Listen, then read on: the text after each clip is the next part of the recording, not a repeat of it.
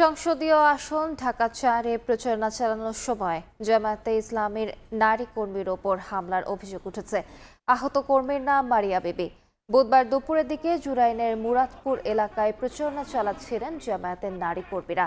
এ সময় দুষ্কৃতিকারীরা তাকে ধারালো অস্ত্র দিয়ে আঘাত করলে গুরুতর আহত অবস্থায় হাসপাতালে নেওয়া হয়।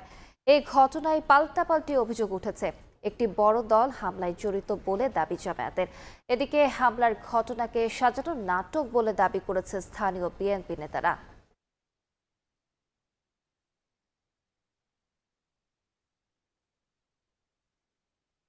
যেভাবে আমাদের বোনদেরকে বিভিন্নভাবে হেনস্থা করা হয়েছে, আমরা এর তীব্র নিন্দা জানাচ্ছি।